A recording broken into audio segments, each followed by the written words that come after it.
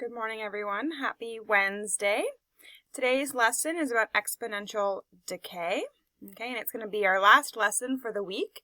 So because Monday was a holiday, we only had yesterday and today for lessons. I will post your assignment this evening for you to take a look at, hopefully before tomorrow at 1 when we have our Google Meet.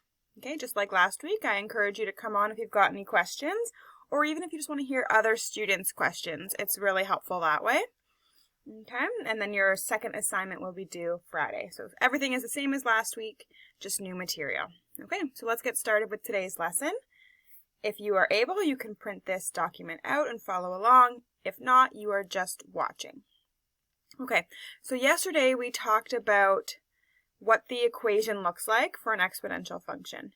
We focused on ones where the r value was bigger than 1, was greater than 1, and that would mean that the function is exponential growth.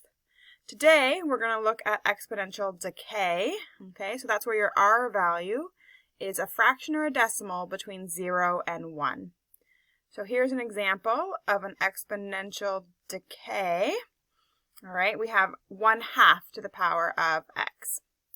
Okay, 1/2 is between 0 and 1, so we know that it's decay. I just graph it so you can see what it looks like. It goes down to the left.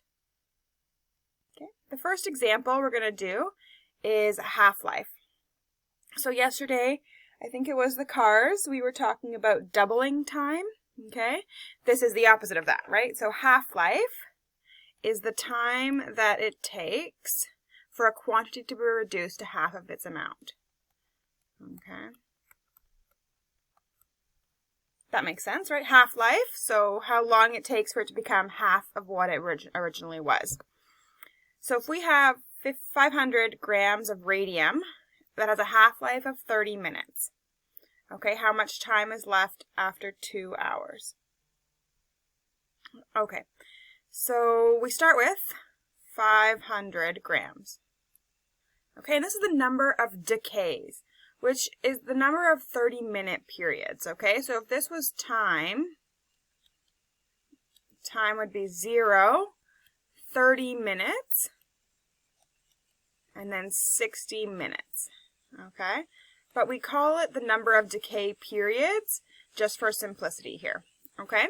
So the amount after 30 minutes, if it's a half-life, is going to be half of the original amount. So that is 250 grams. And then again, in another 30 minutes, it would reduce to half of that. So half of 250 is 125. Okay? To get there, you are multiplying by a half, 0.5. Okay. Again, just like yesterday, we can find the decay factor or the decay rate by taking the second number and dividing it by the first number. Okay, and we get a 0.5, or as you know, I like fractions, so putting it as a half is nice as well. Okay, it's asking us to find the equation. So we know the equation starts with A is equal to P times R to the power of N. Okay, so the amount is the initial amount, so in this case 500. The rate we just figured out is a half, and we also knew it was a half-life question, to the power of N. Okay, so that is our formula, or our equation, to represent this half-life. Okay, now we can answer a question using that. I'll just rewrite the equation.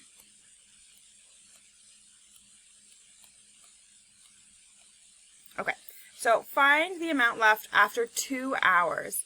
We have to be really careful about time in this sense. So 2 hours is 120 minutes. I hope you agree with me. Okay, so to figure out what you're plugging in for N, you take your total time, so in this case 120 minutes, and you divide it by the decay period, so by the half-life.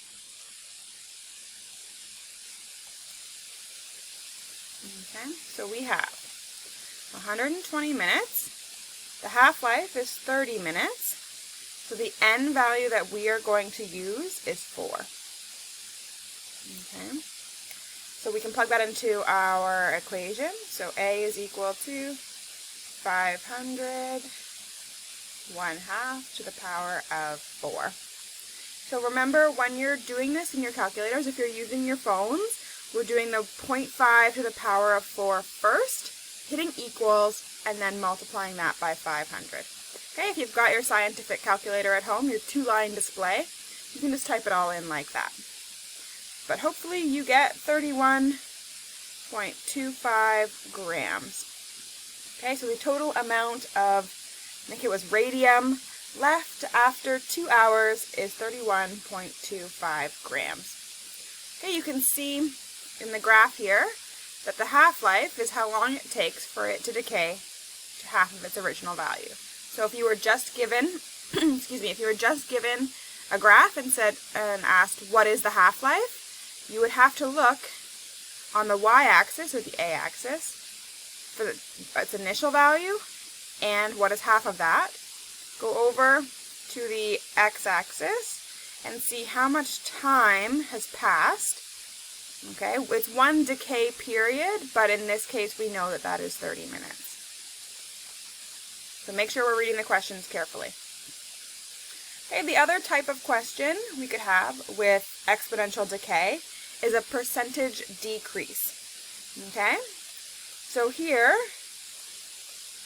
yesterday it was 1 plus r, today it's 1 minus r. It's decaying, it's being taken away. Okay, where r is the percent decrease as a decimal. So again, if we have, 13%, we write it as a decimal 0.13. Okay, so let's try an example. A ball bounce. So a ball drops from an initial height of 200 centimeters, and after each bounce, its height is reduced by 20% of its height. Okay, so 20% we know we're going to write as 0.2, because that's 20% as a decimal. So let's see, if its initial height is 200, after one bounce, it's going to be 20% less than that, which is 160. Okay. To figure that out, if we're taking 20% off, what percentage is left on? You guys can't answer me, but I'm hoping that you're thinking 80%. Okay, so we can multiply this by 0.8 to figure out what is left over. Okay, so 20% is taken away, which means that 80% of its height is still there. So we're multiplying by 0.8. And we get 128 and 102.4. So you can check that number. So maybe you calculated that a bit differently and you still didn't know the decay factor. If you take the second number, divide it by the first number, you will get your decay factor. Another way we could have done this is taken 200, figured out what 20% of that is, and then subtracted it. But this way is a little bit faster using the decay factor. So we can now figure out the formula. Okay, so again we have A is equal to P times 1 minus R to the power of N. That's our formula for percent decrease. I don't like the red pen. Here we go. So our initial value, the P here, was 200 centimeters. Big bounce. Okay, we are doing 1 minus the rate, okay, to the power of N. And we can simplify this. We know that our rate is actually 0.8. All right. So now we can use that equation to help us find the height of the ball after the 5th bounce. We are going to plug in 5 for N.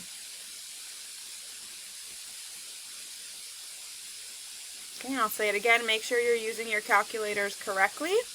Okay, so 0.8 to the power of 5 equals times 200. You get 65.5 centimeters. Okay, I believe that is all. You can see on the graph here as well, it only does 3 bounces, but it starts at 200 and then we'll go down from there. Okay, so for today, similar to yesterday, I've got some exponential decay practice for you. Okay, and I will post the solutions at, I forget what time I normally do it, 5, something like that. Okay, so try these questions, please. Again, it's 2 pages, like a 1-page front and back, so doing all of them is not totally necessary, but do enough until you get the hang of it. Okay, thanks, good luck.